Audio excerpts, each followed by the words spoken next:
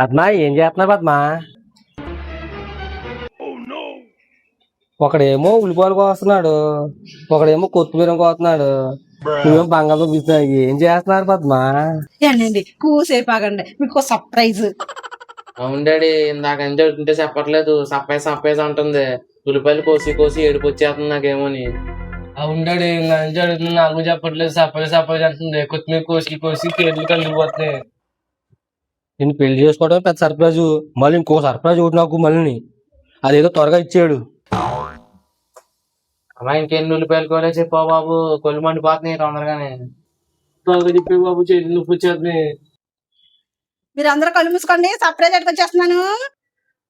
Surprise. ఇవేంటే కోడిగుడ్లో గుండ్రంగా అందంగా ఉన్నాయి, ఇది మాత్రం ఐ సినిమాలో వెళ్ళనగలాగా మొత్తం అంతా ఉబ్బు పొందేది. ఇది పానీపూరి అడి పానీపూరిలు. పానీపూరిలా? అది కూడా తెలీదే. నాకు పూరీలు తెలుసు, నేల పూరీలు తెలుసు. డాడీ డాడీ డాడీ అన్నారులే కానీ ముందు ఏంటో చెప్పండి. పానీపూరి డాడీ. పానీపూరిలా? ఈ సోదంతా ఆపి కిందికి రండి ముందు. ముందు ఎలా తినాలో చెప్పండి అయ్యి. డాడీ ఇలా తీసుకుని ఇలా కన్నం పెట్టి, ఇలా కన్నం పెట్టుకుని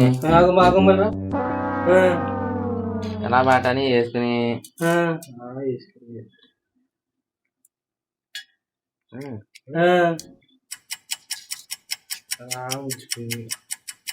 ఉల్లిపాయలు వేసుకుని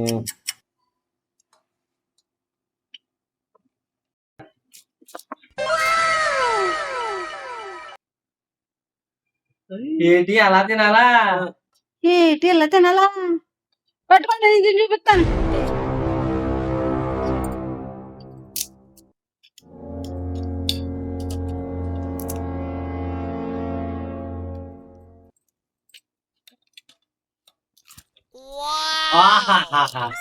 ఇలా తినాలా? వీళ్ళకంటే బాగా చూపించాడు. తెలుస్తుంది తెలుస్తుంది, అన్ని అలా ఉపయోగం తినాలా?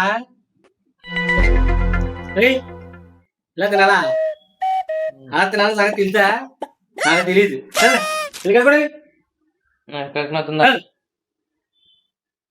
ఎందుకండి పిల్లల మీద కేకలేతారు? నీ మీద కోపడలేక పిల్లల మీద పడుతున్నాను. ఉదయం నుంచి మధ్యాహ్నం దాకేమో షాపు చుట్టూ తిప్పే వాళ్ళిద్దరినే.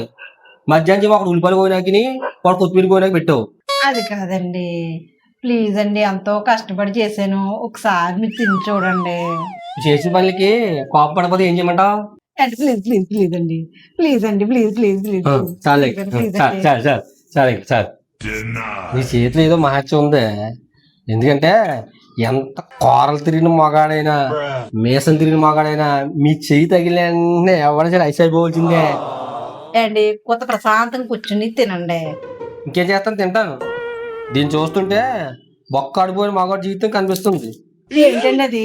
హ్యాపీగా ఉన్న జీవితానికి బొక్కెట్టుకుని అందులోని బెల్లమని నీళ్ళు వేసుకుని, అది కాకుండా ఇగో అనే కూర వేసుకుని దాన్ని హ్యాండిల్ చేయలేక మీద వేసుకుని తినాలో మింగాలో కక్కాలో తెలియకుండా ఉండడమే పానీపూరి అంటే.